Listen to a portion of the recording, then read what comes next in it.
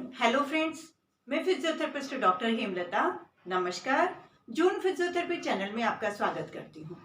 इस वीडियो में हम आपके लिए लेकर आए हैं अपर लिम्ब की मीन्स हाथों की कुछ ऐसी एक्सरसाइजेस जिनके अंदर मल्टीपल जॉइंट्स इन्वॉल्व होते हैं। मल्टीपल जॉइंट्स मतलब जिसमें हर जॉइंट की अलग अलग एक्सरसाइजेस की जरूरत नहीं है। ये वही एक्टिविटीज हैं जो कि पैरालिसिस होने से पहले पेशेंट अपनी डेली लाइफ में बिना सोचे समझे करते थे। जिस तरह से मग से पानी लेकर नहाने वाली एक्टिविटी, कॉम करने वाली एक्टिविटी, ब्रश करने वाली एक्टिविटी, इस तरह की बहुत सारी ऐसी एक्टिविटीज हैं जो हमारे ब्रेन में रजिस्टर हो रखी हैं। ऐसी एक्टिविटीज जिनके लिए हमें सोचना नहीं पड़ता, हमें एक एक ज्वाइंट को हिलाना नहीं पड़ता, जिनको पेशेंट अब्रप्टली करते थे, मतलब अचानक, मतलब उसके लिए हमें सोचना नहीं है अब हमें कोम उठाना है, फिर हमने हाथ को मोड़ना है, फिर हमने हाथ को ऊपर लेकर जाना है। ऐसा हमें कभी सोचना नहीं पड़ता क्योंकि वो हमारे ब्रेन में रजिस्टर हो चुकी है वो एक्टिविटी। तो उन एक्टिविटीज को करना बहुत आसान होता है। तो इसी तरह की एक्टिविटीज करके पेशेंट अपने आप को बहुत जल्दी इंडिपेंडेंट बना सकते हैं, बहुत जल्दी से फ्लैसिड स्टेज को क्रॉस कर सकते हैं। जब पैरालाइज्ड पेशेंट फ्लैसिड स्टेज को क्रॉस कर जाते हैं तो उसके बाद उनका रिकवरी का रास्ता खुल जाता है। रिकवरी बहुत जल्दी होती है जब स्पास्टिसिटी आने लगती है।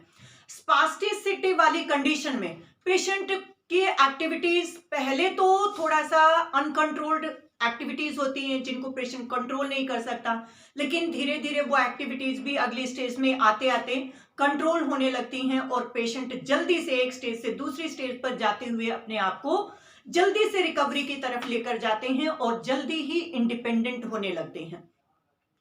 तो इस वीडियो में हम कुछ ऐसी ही एक्टिविटी अपर लिम्ब के लिए लेकर आए हैं जिनके लिए पेशेंट को फिजियोथेरेपिस्ट की जरूरत भी नहीं होती। वो एक्टिविटीज पेशेंट खुद कर सकते हैं बहुत अच्छे ढंग से। और बाय चांस जब स्पास्टिसिटी वाली स्टेज शुरू हो जाती है जिसके अंदर थोड़ा सा स्लाइट पेन और एबनॉर्मल मूवमेंट्स शुरू हो जाती हैं, उस टाइम पे थोड़ी सी केयर गिवर की हेल्प की जरूरत होती है। इन एक्टिविटीज के लिए किसी भी ट्रेनिंग की जरूरत नहीं होती कि इसको कोई एक्सपर्ट ही कराए, पेशेंट खुद कर सकते हैं। और इन एक्टिविटीज को करने से पेशेंट बहुत जल्दी रिकवर भी होते हैं। पैरालाइज्ड पेशेंट पर ही मैंने इन एक्सरसाइजेस को कराने की कोशिश की है कि जहां भी चैलेंजेस आते हैं उन चैलेंजेस का मुझे भी पता लगे और आप लोगों के सामने जो चैलेंजेस आते हैं उन चैलेंजेस को भी आप अच्छे से देख लें। तो चलिए हम इन्हीं एक्टिविटीज के लिए पेशेंट के पास चलते हैं।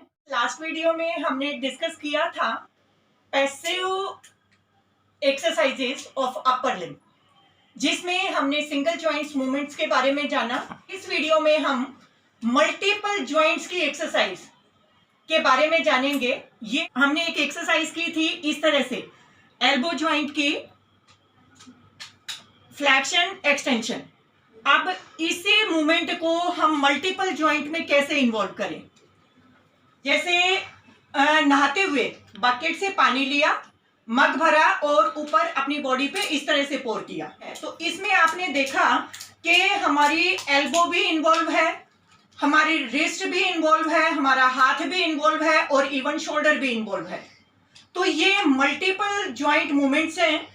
तो पैसिव मूवमेंट्स हम मल्टीपल जॉइंट्स इन्वॉल्व करके करेंगे ताकि पेशेंट का टाइम सेव हो, पेशेंट का एफर्ट कम से कम लगे और जो रजिस्टर्ड मूवमेंट पेशेंट की ब्रेन में पहले से हैं वो दोबारा से डेवलप हो। हमने ऐसे इस तरह से हाथ को खोला, ये वही मूवमेंट है जो नहाते हुए बकेट से पानी लेने का, मग भरने का और ऊपर अपने शरीर पे डालने का। तो इसके अंदर आप देखेंगे कि हमारी एल्बो जॉइंट इन्वॉल्व होगी, रिस्ट जॉइंट और शोल्डर जॉइंट।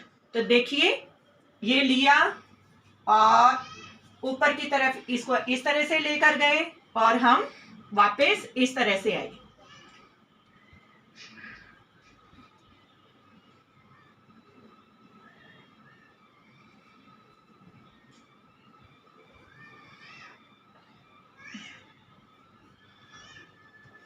इसी मूवमेंट को हम पीछे तक लेकर जाएंगे। इस तरह से लिया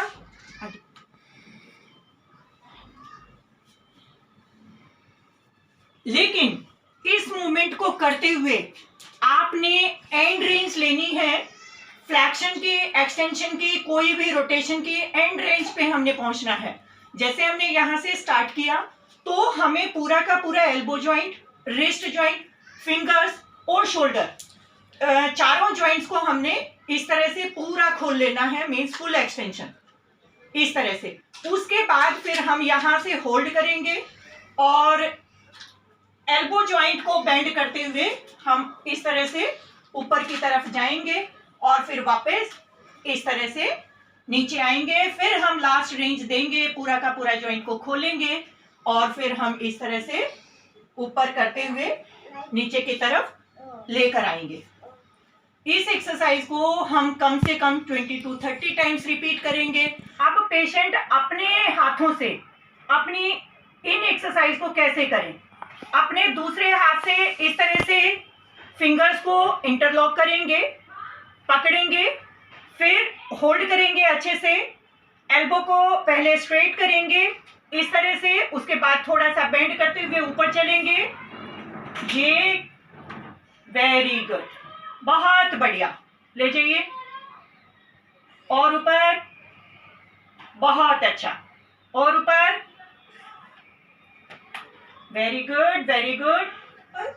वैसे तो इन एक्सरसाइजेस में किसी तरह का पेशेंट को कोई चैलेंज नहीं आएगा, लेकिन अगर फिर भी किसी तरह के कोई चैलेंजेस पेशेंट फेस करते हैं तो आप असिस्ट कर सकते हैं इन मूवमेंट्स को। इनमें पेशेंट खुद भी इन मूवमेंट्स को कई बार रिपीट करेंगे, एक्टिव होगा पेशेंट और जल्दी से जल्दी पेशेंट एक स्टेज से दूसरी स्टेज पर पहुंचेगा। करते हैं कॉम करने वाली एक्टिविटी, वो भी जस्ट जो हमने मग से पानी लेकर नहाने वाली एक्टिविटी की थी उसी तरह से ये सेम इन्वॉल्वमेंट होगी, लेकिन इसमें हम हाथ को थोड़ा सा और पीछे लेकर जाएंगे तो इसमें शोल्डर की जो एक्सटेंशन है वो और इंक्रीज हो जाएगी। किस तरह से, ये लिया हमने, इस जॉइंट को भी पूरा खोला इस तरह से, ये फुल एक्सटेंशन हमने एल्बो की, फिर हमने स्टार्ट किया और इसको हम इस तरह से सिर के पीछे लेकर गए, गर्दन ऊपर रखिए आंटी, इस तरह से पूरा इस तरह से, गर्दन सीधी रखिए, गर्दन सीधी रखिए, ऊपर देखिए। तो इस मूवमेंट में आपने देखा कि शोल्डर जॉइंट की जो एक्सटेंशन है वो लगभग फुल है, एल्बो की बेंडिंग है 90 डिग्री। मॉर्निंग में ब्रश करना टीथ को, वो भी डेली का काम है, पेशेंट डेली करते थे पैरालिसिस से पहले, तो वो भी हमारे ब्रेन में रजिस्टर्ड होती हैं, तो उनके लिए भी बहुत ज़्यादा सा एफर्ट नहीं करना पड़ता, खुद पेशेंट भी उनको इजीली कर सकते हैं अपने साउंड साइड की हेल्प से। साउंड साइड मतलब जो हाथ ठीक है, तो इनकी तो आपने देखा कि लेफ्ट साइड इन्वॉल्व है, तो इसके लिए ये वाली मूवमेंट्स जो आपने लास्ट वीडियो में देखी होंगी, शोल्डर की रोटेशन, तो इनमें ज्यादातर यही मूवमेंट इन्वॉल्व होंगी। किस तरह से, ये लिया हमने, एल्बो को 90 डिग्री लगभग बेंड किया और उसके बाद इस तरह से, आप खुद कीजिए, आप खुद कीजिए,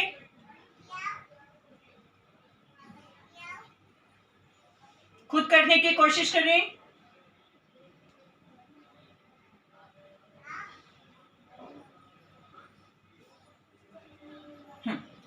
इस तरह से पेशेंट दिन में अगर इन मूवमेंट्स को दिन में कई बार रिपीट करते हैं तो हमारी जो पहले से रजिस्टर्ड मूवमेंट है वो डेवलप होंगी और नेक्स्ट स्टेज पर पेशेंट जल्दी से जाएंगे। हमने नेक्स्ट स्टेज को अचीव जल्दी से करना है ताकि रिकवरी ज्यादा से ज्यादा हो और पेशेंट अपने एफर्ट से लास्ट 7th स्टेज अचीव करने में सक्षम हो, मतलब जो टोटली इंडिपेंडेंट वाली, जैसा कि पैरालिसिस से पहले पेशेंट था, और वो तभी पॉसिबल होगा जब पेशेंट अपनी तरफ से कोई भी कमी नहीं छोड़ेंगे। हेमिप्लेजिक पेशेंट तो अपने जो दूसरा अच्छे वाला साइड है उसको इन्वॉल्व करके बहुत सारी एक्टिविटीज कर सकते हैं और इन सारी एक्टिविटीज में मल्टीपल ज्वाइंट इन्वॉल्व होते हैं, तो जहां मल्टीपल ज्वाइंट इन्वॉल्व होते हैं वहां पैसिव मूवमेंट्स की बहुत ही कम जरूरत पड़ती है। तो इससे फिजियोथेरेपिस्ट का टाइम बचता है। फिजियोथेरेपिस्ट वो आगे की स्टेज के लिए एक्टिविटीज हैं जो पेशेंट नहीं कर सकते, उनके केयर गिवर नहीं कर सकते, तो फिजियोथेरेपिस्ट उन एक्टिविटीज में टाइम लगाएं। तो इन मोमेंट्स को पेशेंट खुद से कैसे कर सकते हैं, ये लिया, पूरा लेकर गए, इस तरह से पूरा जितना आप ले सकते हैं। और अगर पेशेंट खुद से इस मूवमेंट को अच्छे से नहीं कर पाते हैं तो जो केयर गिवर हैं वो उनकी हेल्प कर सकते हैं। इस तरह से लिया, ये इस तरह से।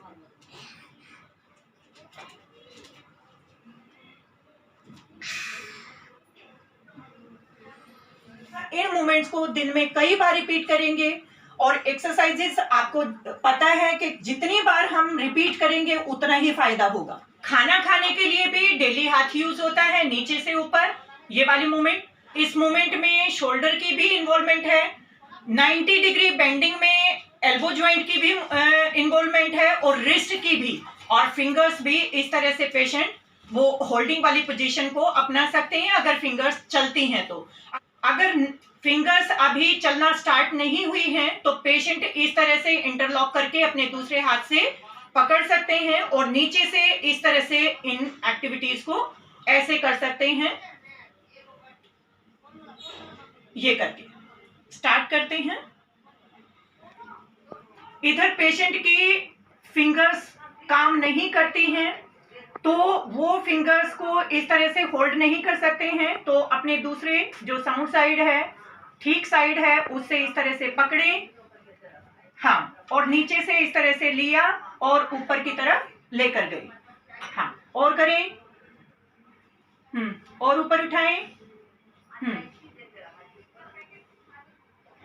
बहुत अच्छा। अगर पेशेंट इसको खुद नहीं कर पाते हैं, कई बार पेन की वजह से, स्पास्टिसिटी की वजह से, सेकंड स्टेज में स्पास्टिसिटी डेवलप होने लगती है, तो उस टाइम पे पेशेंट कई बार खुद नहीं कर पाते हैं पेन होने की वजह से, तो थोड़ा सा उनके केयर गिवर असिस्ट कर सकते हैं उनको इन मोमेंट्स के लिए। तो इन मोमेंट्स में शोल्डर की, एल्बो जॉइंट की, रिस्ट की और फिंगर्स की, सब जॉइंट्स की इन्वॉल्वमेंट हो जाएगी इस तरह से। तो ये मोमेंट्स पेशेंट खुद भी अपने साउंड साइड से पकड़कर पूरा का पूरा शोल्डर की एक्सटेंशन दे सकते हैं। ऊपर उठाइए, शोल्डर की पूरे मूवमेंट कर सकते हैं इस तरह से। अगर खुद नहीं कर पाते हैं स्पास्टिसिटी वाली स्टेज में, सेकंड स्टेज में, तो पेशेंट की उनके केयर गिवर हेल्प कर सकते हैं। उठाइए और लीजिए, ऊपर लीजिए, वेरी गुड, बहुत अच्छा।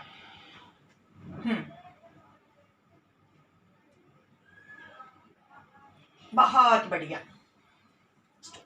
फ्रेंड्स, आपने देखा इन सारी मूवमेंट्स में ज्यादा से ज्यादा हमारा शोल्डर जॉइंट इन्वॉल्व हुआ है, और शोल्डर जॉइंट की मूवमेंट पैरालिसिस के केस में सबसे पहले स्टार्ट होती हैं। तो हमने इस टाइम को गंवाना नहीं है।